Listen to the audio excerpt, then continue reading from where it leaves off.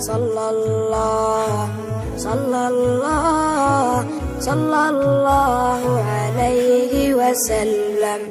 पिछले जुमे सीरत की बात आप अलैहिस्सलाम के दादा अब्दुल मुत्तलिब तक पहुंची थी और अब्दुल मुत्तलिब बेटे हैं हाशिम के, जिनका तज़किरा पिछले जुमे हो चुका है। ये जो अब्दुल मुत्तलिब हैं, इनसे दो वाक़यात बुनियादी तौर पे मुताल्लिक़ हैं और इनसे वाबस्ता है, जिनका कुरान में खुसूसन और तारीख़ की और सीरत की किताबों में तफसील के साथ ज़िक्र मिलता है। एक वाक़या तो ज़मज़म की दरियाफ्त वाला है। मैंने आपको शुरू में बताया था कि बनु जुरहम जाते हुए ज़मज़म के कुएं को बंद करके पाट के ऊपर से मिट्टी ले गए थे और उसका निशान ख़त्म हो गया था, और आने वाली नस्ल को ज़मज़म की सही लोकेशन पता नहीं थी कि असल में ये कहाँ था। लेकिन एक कहानी चल रही थी कि ऐसे ऐसे ज़मज़म निकला था और हमारे दादा इस्माइल की एड़ियों से अल्लाह ने उसे जारी किया था और उसका यहीं कहीं नामो निशान था। ये जैसे लोक विरसे की कहानियाँ पुरानी चलती हैं, वो कहानी पता थी बनु इस्माइल को, कुरैश वालों को, कि यहाँ कोई कुआं एक था, लेकिन वो कहाँ है ये बनु जुरहम मिटा चुके थे। और उसके बाद 300 साल बनु खुज़ा भी गुजर चुके हैं, और तकरीबन यूँ कह लो अब्दुल मुत्तलिब तक सीरत की किताबों में लिखा है कि ज़मज़म का कुआं 500 साल बिल्कुल बंद, छुपा हुआ, बेनाम, गुमनाम किसी जगह बंद रहा और उसकी किसी को खबर नहीं हुई। इस 500 साल में पूरी 1-2 नस्लें गुजर गई। यूँ जो तीसरी नस्ल आई उनको बिल्कुल खबर ही नहीं थी कि ये ज़मज़म का कुआं था का, बस इतना पता था कि कोई कुआं था। तो और कुछ ज़मज़म के कुएं में बनु जुरहम ने जाते जाते काबे का कुछ माल था जो बादशाहों ने बतौर नजराने और चढ़ावे के काबे के लिए भेजा था, वो कुरैश वालों ने रखा हुआ था काबे के अंदर। ये बनु जुरहम ने जाते जाते वो सारा माल भी, सोने के कुछ हिरन बने हुए थे और वो काबे की नज़र किए थे उन्होंने, और इस तरह और कुछ सोने की चीज़ें थीं, चांदी की चीज़ें थीं। वो बनु जुरहम जाते जाते सारा एक कुएं में डाल के ऊपर ज़मज़म को ऊपर से बेनाम कर गए थे। अब्दुल मुत्तलिब हजर अस्वद के पास सोए हुए थे, एक लगा के। काबे के मुजाविरीन थे ये कुरैश, वहीं रहते थे। तो इनको ख्वाब आई और ख्वाब में आया कि तय्यबा को खोदो, इहफिर तय्यबा, तय्यबा को खोदो।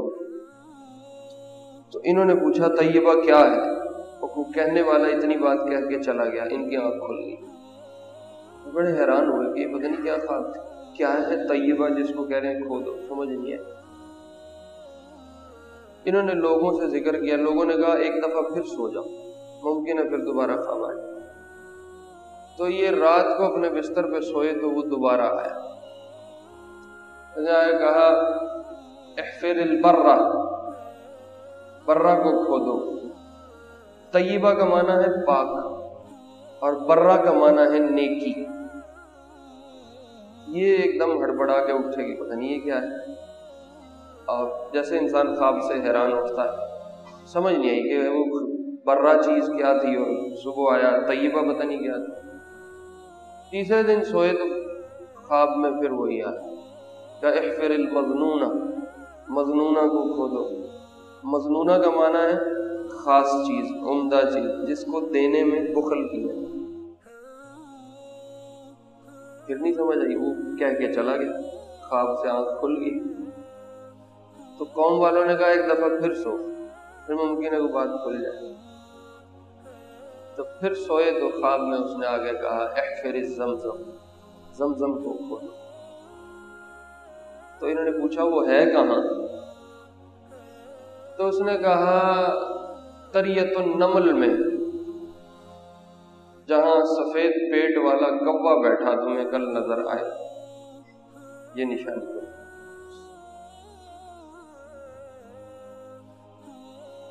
वहां जाके खोदो तुम्हें जमजम मिल जाए।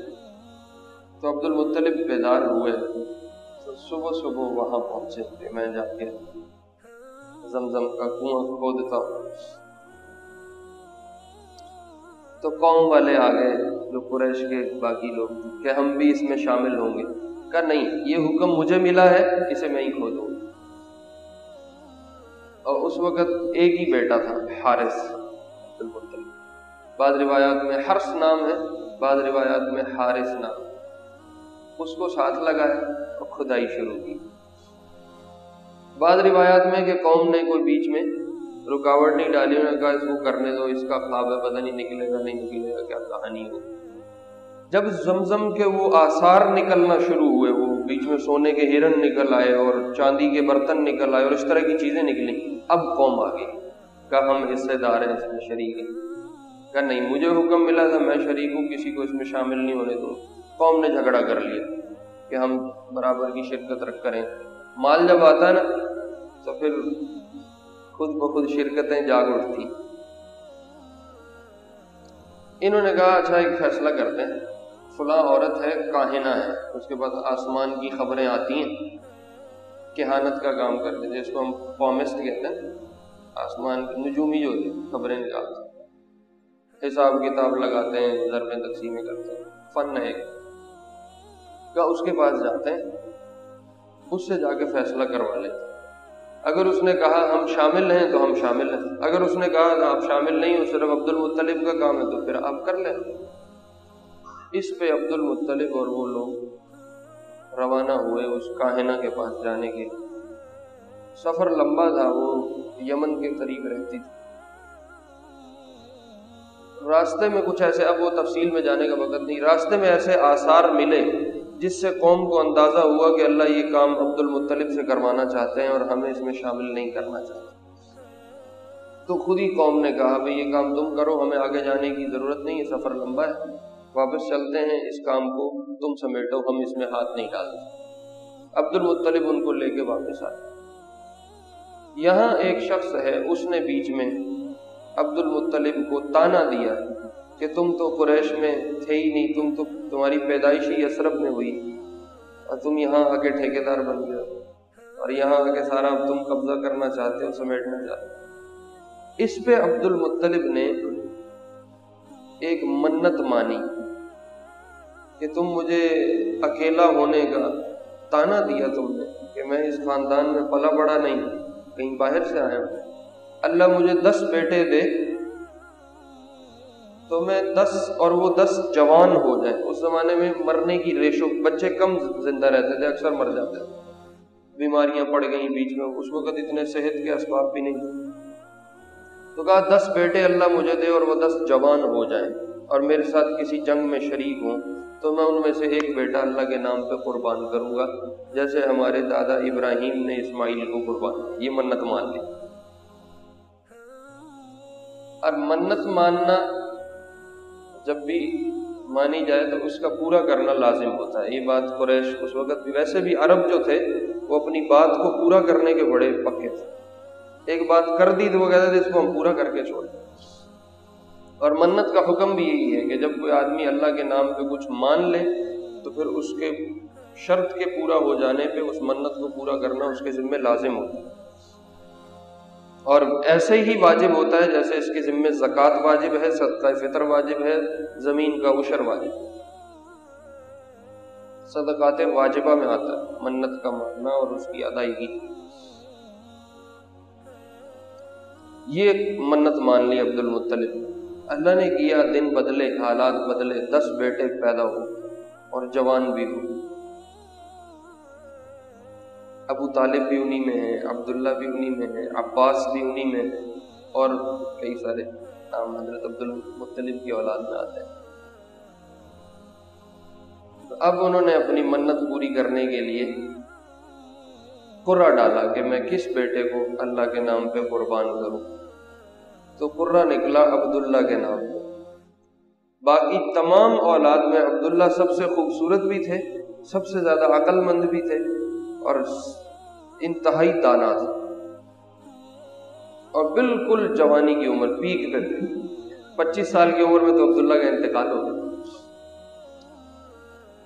ان کا قرہ نکلا تو بعض روایات کے مطابق یہ ہے کہ عبد المطلب ان کو لے کے چل پڑے کعبے کی طرف کہ میں کعبے پہ جا کے ان کو ذبح کرتا ہوں، اور بعض روایات میں ہے کہ جب عبداللہ کو لے کے جانے لگے تو ان کے جو ننہال کے لوگ تھے، فاطمہ ان کی والدہ کا نام ہے، عبد المطلب کی بیوی تھی اور قریش کی ایک اچھی شاخ میں سے، بڑی عالی شاخ میں سے، وہ آ گئے جس کے ماموں عبداللہ کے۔ انہوں نے کہا ہم آپ کو یہ ذبح نہیں کرنے دیں گے، آپ اس کا کوئی اور حل تلاش کریں، آپ اپنی منت کو کسی اور طرح پوری کریں، ہم اس بیٹے کو ذبح نہیں مانتے۔ پھر کہا اب کیا کریں، مشورہ کرتے کرتے اس پہ آئی بات کہ اسی کاہنہ کے پاس جاتے ہیں اور اس سے پوچھتے ہیں وہ کیا اس کا حل دیتی ہے، جو حل دے گی اس کے مطابق رفتار۔ انہوں نے سفر کیا، اس کاہنہ کے پاس گئے، اس کاہنہ نے کہا میرا جو صاحب ہے، جو جنات شیاطین اوپر جاتے تھے جن کا تعلق رابطہ ہوتا تھا، کہ وہ ابھی میرے پاس نہیں ہے، وہ کل آئے گا تو میں آپ کو کل اس کا حل دے سکتا ہوں۔ اگلے دن یہ لوگ گئے، اس نے ان کو بتایا کہ آپ ایسے کرو، 10 اونٹ، یہ اس زمانے میں دیت ہوتی تھی، کسی بھی جان کی دیت 10 اونٹ ہوتی تھی۔ جب کوئی کسی سے قتل خطا ہو جائے تو قتل خطا کی دیت 10 اونٹ ہے، جو اس زمانے میں پہلے سے طے تھا، کیونکہ اگر کوئی غلطی سے قتل کر دے تو بدلے میں 10 اونٹ دے گا۔ تو اس نے کہا آپ ایسے کرو، 10 اونٹوں کی دیت اور عبداللہ ان دونوں کے درمیان قرہ ڈالو، اگر 10 اونٹ نکل آئے تو 10 اونٹ ذبح کر دینا، اور اگر عبداللہ کا نام نکل آئے تو 10 اونٹ اور ڈال دینا، دوبارہ قرہ ڈالو۔ پھر اگر اونٹ نکل آئے تو 20 اونٹ قربان کر دینا، اور اگر عبداللہ کا نام نکل آئے تو 10 اور اونٹ ساتھ ڈال دینا۔ یوں جب تک عبداللہ کا نام نکلتا رہے 10 اونٹوں کی ضرب لگاتے جانا اور بار بار قرہ ڈالتے رہنا، یہاں تک کہ اونٹوں کا نام نکل آئے اور عبداللہ کا نام رہ جائے۔ یہ اس نے حل پیش کیا۔ انہوں نے آ کے قرہ ڈالنا شروع کیا، قرہ ڈالا، پہلی دفعہ تو عبداللہ کا نام، پھر قرہ ڈالا 10 شامل کر کے، پھر عبداللہ کا نام، پھر قرہ ڈالا 10 شامل کر کے، پھر عبداللہ کا نام، پھر قرہ ڈالا 10 شامل کر کے، پھر عبداللہ کا نام، ڈالتے ڈالتے ڈالتے ڈالتے 10 اونٹوں پہ جب بات پہنچی، 100 اونٹوں پہ 10 دفعہ وہ قرہ ڈل گیا، تو آخری دفعہ میں پھر اونٹوں کی پرچی نکل آئی اور عبداللہ کا نام رہ گیا۔ تو عبد المطلب نے پھر عبداللہ کے نام پہ 100 اونٹ ذبح، اور اس کو یوں شمار کیا جیسے اسماعیل کو ذبح کرتے ہوئے اللہ نے بدلے میں دمبا ذبح کروا دیا تھا، عبداللہ کو ذبح کرتے ہوئے اللہ نے 100 اونٹ ذبح کروا دیا۔ اور اسماعیل کو قربان کیا تو ان کا نام ذبیح اللہ پڑ گیا کہ یہ اللہ کا ذبیح ہے، تو عبداللہ کو بھی چونکہ اللہ کے نام کو قربان کیا تو لوگ ان کو بھی ذبیح اللہ کے نام سے بلانے لگے۔ آپ بیٹھے ہوئے تھے، ایک بدو آیا، پرانا نسب جانتا تھا، پرانا سلسلہ، حضور کی نسل کا پتہ تھا، تو اس نے آگے کہا یبن الذبیحین، حضور کو خطاب کیا، یا محمد نہیں کہا، یا نبی اللہ نہیں کہا، یا رسول اللہ نہیں کہا، یبن الذبیحین، 2 ذبیحوں کے بیٹے۔ صحابہ نے کہا یہ ذبیحین کا کیا قصہ ہے رسول؟ تو پھر آپ نے یہ پوری تفصیل سنائی کہ ایسے ایسے میرے والد کے نام پہ 100 اونٹ ذبح ہوئے تھے، اور میرا والد ایک طرح ذبیح بن گیا جیسے اسماعیل ذبیح تھے، اس لیے اس نے مجھے ذبیحین کے بیٹے کے نام سے پکارا۔ پھر یہ ساری تفصیل حدیث میں آئی، جو تفصیل احادیث کی کتب میں ملتی ہے۔ تو اس کے بعد پھر وہ 100 اونٹ ذبح کیے گئے اور عبداللہ کو بچا لیا گیا۔ ایک تو عبد المطلب نے اس کنویں کو دوبارہ اس کی کھدائی کی اور وہاں سے زمزم دریافت کیا اور وہ پانی نکل آیا، اور عبد المطلب نے وہاں چھوٹا سا ایک حوض بنوا دیا اب جو حج کے لیے آتے تھے، عمرے کے لیے آتے تھے، کعبے کی زیارت کو آتے تھے، وہ اپنے پانی کا بندوبست اسی کنویں سے کرتے تھے، اور یوں اللہ نے دوبارہ زمزم کو دریافت کر کے آنے والی امت کے لیے جاری فرمایا۔ علماء نے لکھا ہے جو اس کو طیبہ کہا تھا وہ خواب میں، وہ اس لیے کہا تھا کہ ابراہیم علیہ السلام کی اولاد میں جو پاک مرد اور پاک عورتیں ہیں وہ اس پانی کو استعمال کریں گی، اس لیے طیبہ فرمایا۔ اور آگے آنے والی نسلوں میں جو پاکیزہ اور نیک لوگ ہوں، جو اللہ کے نام پہ حج کریں گے اور اللہ کے نام کو زندہ رکھیں گے اور اللہ کے نام کی مالا جپیں گے، یہ ان کے لیے جاری ہو رہا ہے، اس لیے برہ فرمایا۔ اور تیسری دفعہ مظنونہ فرمایا کہ یہ وہ ایسی خاص چیز ہے جس کو دینے میں بخل کیا جاتا ہے۔ اس سے اشارہ اس طرف تھا کہ امت کے کلمہ پڑھنے والے لوگ اس پانی کو پی سکیں گے، اور جو کفر پہ ہوں گے، جو نفاق پہ ہوں گے، ان کو یہ پانی نصیب نہیں ہوگا اور ان کو نہیں ملے گا۔ اس لیے ایک حدیث قدسی میں اللہ رب العزت نے فرمایا کہ میں نے اس پانی کو آپ کی امت کے ایمان والوں کے لیے رکھا ہے اور کسی کو یہ پانی نہیں ملے گا۔ اب وہ پانی کسی کافر کو تو ملتا ہی نہیں، چونکہ کافر وہاں جا نہیں سکتا، اور اگر کوئی کافر منگوا کے پی بھی لے یا کسی نفاق والے کو حاصل بھی ہو جائے تو جو پانی کی برکات ہیں زمزم کی وہ کافر اور منافق کو نصیب نہیں ہوتی، وہ اللہ صرف ایمان والے کو دیتا۔ آپ علیہ السلام نے فرمایا زمزم لما شربا، زمزم جس نیت سے پیا جائے اللہ اس نیت کو پورا کر دیتے ہیں۔ اس لیے حضور علیہ السلام زمزم پانی پیتے ہوئے جو دعا پڑھتے تھے اس میں ہے اللہم انی اسألک علما نافعا، یا اللہ میں آپ سے نفع والے علم کا سوال کرتا ہوں، ورزقا واسعا، اور میں آپ سے کھلے رزق کا مطالبہ کرتا ہوں۔ کوئی دکان کھولے تو بندہ دعا مانگے یا اللہ میں رزق، راہ کھول دیتا ہے تو میں نے رزق دے۔ کوئی بندہ تجارت کرے، کوئی ملازمت کرے تو بندہ کہے کہ میں نے اب راستہ ایک کھول دیا مال آنے کا، تو یا اللہ اب تو مجھے مال دے۔ زمزم کے پینے سے رزق آنے کا کوئی ظاہراً تعلق نہیں، کوئی راستہ نہیں ہے زمزم، لیکن چونکہ حضور فرما چکے ہیں کہ جس نیت سے پیا جائے اللہ پوری کر دیتے ہیں، تو آپ رزق واسع کی نیت کرتے تھے، کھلا رزق اللہ دے، اور زمزم پیتے تھے، اور یہ فرمایا کہ جو جس نیت سے پیے گا اللہ اس کو پورا کر دے۔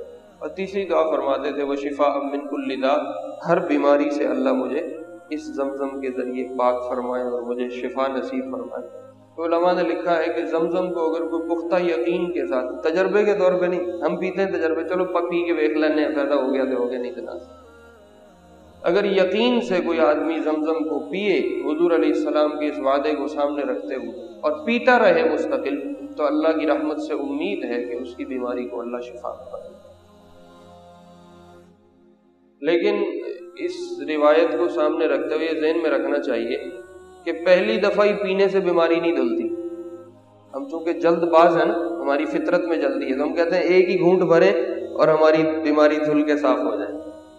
دیکھو حدیث میں آتا ہے، آپ نے فرمایا ایک صحابی نے کہا رسول اللہ میرے بھائی کے پیٹ میں درد ہے، آپ نے کہا اس کو شہد کا پانی پلاؤ، پلایا، وہ ٹھیک نہیں ہوا، تو دوبارہ آیا رسول اللہ درد ٹھیک نہیں ہوا، آپ نے کہا پھر پلاؤ، پھر پلایا، پھر بھی ٹھیک نہیں ہوا۔ مطلب یہ ہے کہ فوراً آثار شروع ہو جائیں ایسا کوئی ضروری نہیں۔ پھر پلایا نہیں ٹھیک ہوا، تیسری دفعہ پھر آ گئے نہیں شفا ہو رہی، آپ نے کہا پھر پلاؤ، پھر پلایا تو وہ ٹھیک ہو۔ تو زمزم پینے سے بیماری دھلے گی، ممکن ہے کہ اس کے آگے آنے والے اثرات اور حملوں سے اللہ محفوظ کر دے، اس بیماری کو وہیں روک دے، یہ بھی تو شفا ہے نا، مزید آگے نہ بڑھے، وہیں رک جائے، یہ بھی شفا کی ایک قسم۔ اور کچھ بھی نہ ملے اللہ آخرت میں اس کے بدلے کچھ اجر دے دیں تو یہ بھی ممکن۔ لیکن زمزم کو جس نیت سے پیا جائے، حدیث میں آتا ہے کہ اللہ اس کی نیت کو پورا فرما۔ عبد المطلب کی مناسبت اور متعلق جو ایک دوسرا قصہ ہے وہ ہے اصحاب فیل والا۔ وہ قصہ کافی لمبا ہے، میں مختصر اس کو بیان کر دیتا ہوں، اکثر آپ لوگوں نے سنا بھی ہوا ہے۔ یمن کے شہر کا ایک گورنر تھا ابرہا، اور یمن ایشیا کا علاقہ ہے، اور یہ متاحت تھا افریقہ کے شاہ حبشہ نجاشی کے. نجاشی ہیں، میں نے آپ کو پچھلے جمعے بتایا تھا 3 بڑی قوتیں تھیں، حبش کی، فارس کی اور روم کی. تو جو حبش تھا ان کا اثر ایشیا کے بھی کچھ علاقوں پہ تھا، اور یہاں ان کا ایک گورنر ابرہہ نام کا تھا، یمن میں وہ رہتا تھا. یمن سے لوگ سفر کر کے مکہ جاتے تھے کعبے کے طواف کے لیے، کعبے کی زیارت کے لیے. اس کو یہ شروع ہو گئی بات کہ جیسے اللہ نے مجھے، یا جیسے میرے پاس حکمرانی آ گئی، جیسے سیاست میں میرا ایک نام بن گیا، میرے پاس سیٹ ہے اور اقتدار آ گیا، ایسے دینی لحاظ سے بھی اقتدار میرے پاس ہونا چاہیے. اور لوگ میرے علاقے کو چھوڑ کے کسی دوسرے علاقے کا رخ کیوں کرتے ہیں؟ یہ طبعی ہوتا ہے. جب کسی بادشاہ کو اقتدار مل جائے تو اس میں مذہبی لحاظ سے قیادت کرنے کا بھی جذبہ پیدا ہو جاتا ہے. بھئی یہ ایک لیڈ تو میرے پاس آ گئی، یہ جو سیکنڈ لیڈ ہے کسی اور کے پاس، یہ بھی میرے پاس ہونی چاہیے. تو وہ پھر مذہب پہ ہاتھ ڈالتا. تو وہ یمن کے گورنر کو، ابرہہ کو یہی ہوا کہ کعبے کے لیے لوگ وہاں کیوں جاتے ہیں، میں یہاں ایک کعبہ تعمیر کرتا ہوں یمن میں، جو اس کعبے سے بہت بہتر ہوگا. وہ تو پتھروں کا ایک مکان ہے اور اس کی چھت بھی پوری ادھوری سی ہے. اس کی جگہ یہاں میں ایک بہترین کعبہ بناتا ہوں اور اس میں سونا جڑتا ہوں اور قیمتی پتھر لگاتا ہوں اور اعلیٰ قسم کا غلاف اس پہ چڑھاتا ہوں، تاکہ لوگ وہاں جانے کی بجائے اس کو بھی میری ہی مملکت میں کریں. وہاں کیوں جا کے کریں؟ تو اس نے کعبے کی تمثیل کھڑی کی اور اس میں بڑا قیمتی ساز و سامان لگایا. تو قریشی لوگ جو تھے یہ رحلت الشتاء والصیف کرتے تھے، سردی کے موسم میں یمن جایا کرتے تھے.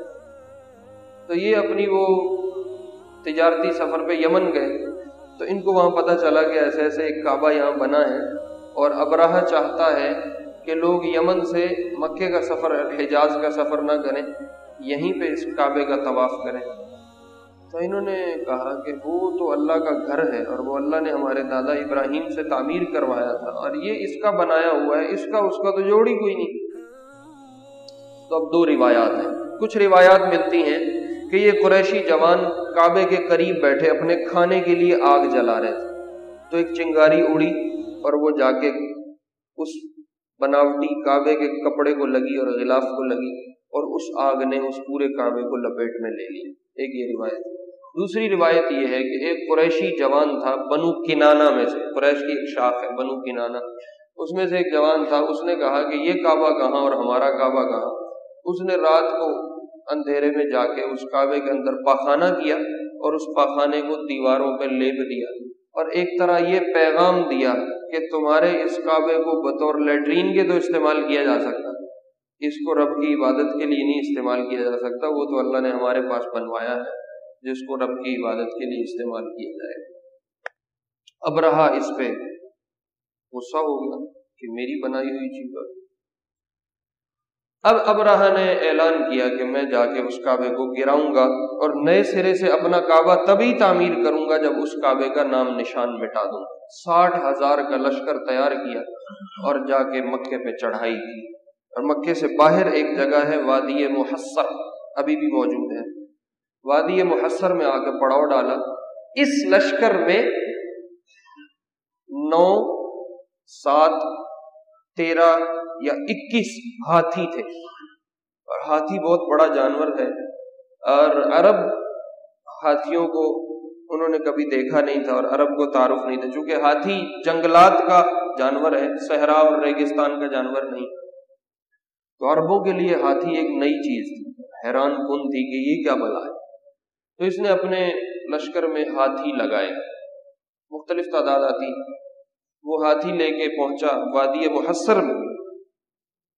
جب یہاں سے اس نے اپنا پڑاؤ ڈالا تو اس کے فوجی ارد گرد اپنے لشکر کو پھیلے کہ ہم ارد گرد کے علاقوں کی تلاش کریں. تو ان کو عبد المطلب کے کچھ اونٹ چرتے ہوئے ملے.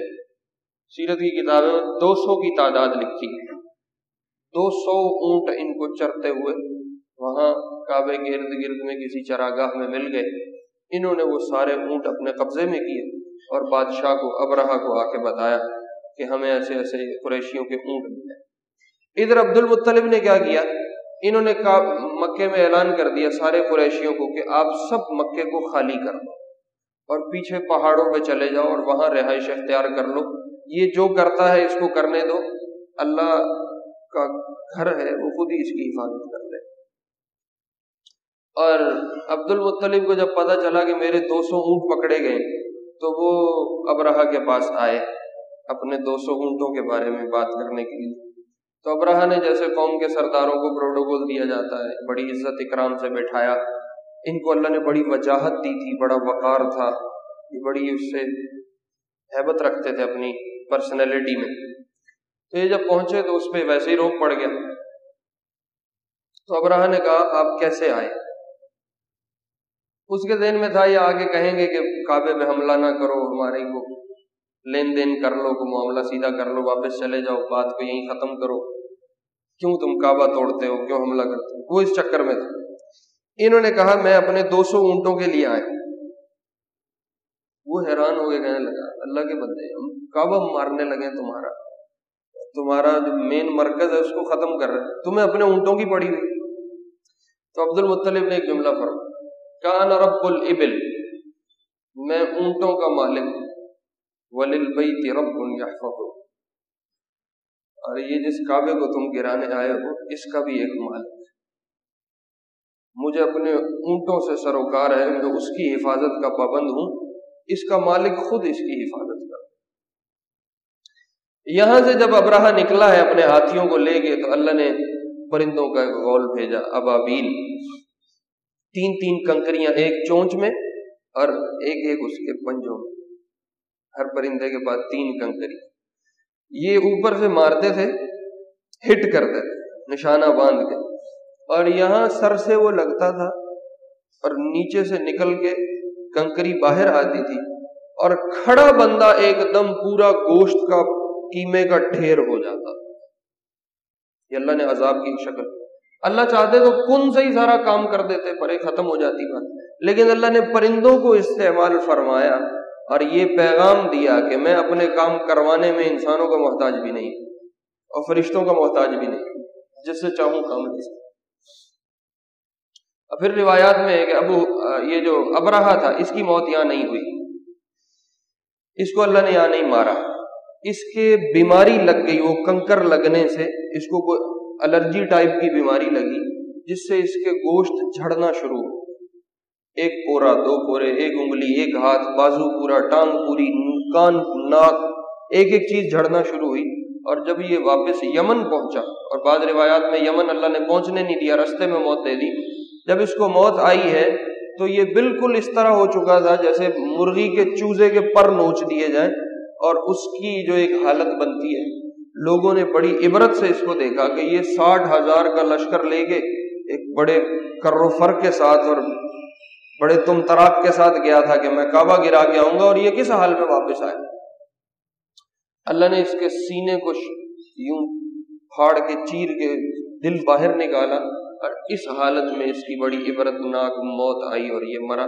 اللہ نے اس پورے قصے کو سورہ فیل میں بیان کیا، اصحاب الفیل، کیف فعل ربک، تمہارے رب نے کیا فعل کیا اصحاب فیل کے ساتھ، اور آخر میں کہا فجعلہم کعصف مأکول، بالکل ان کو یوں کر دیا جیسے کھایا ہوا چارہ ہوتا ہے، جانور ہے نا، وہ چارہ کھائے اور اس کو چبا کے اپنے معدے میں لے جائے، اب اس کی اوجڑی کاٹو تو جو وہاں چارے کی حالت ہوگی، اللہ نے کہا میں نے ابابیل کو بھیج کے ان ہاتھی والوں کا یہی کام کیا کہ بالکل یہ کھائے ہوئے چارے کی طرح بھوسا بن گئے، اور ان کی بالکل اوقات زیر و زبر کر کے ان کو تباہ و برباد کر دیا، اور یہ پیغام دیا کہ میں اپنے کاموں میں تم میں سے کسی کا بھی محتاج نہیں ہوں۔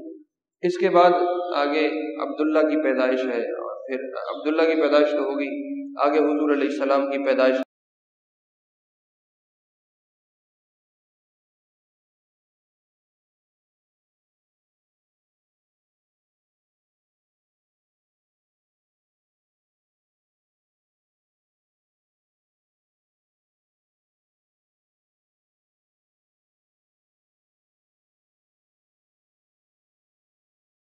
صلى الله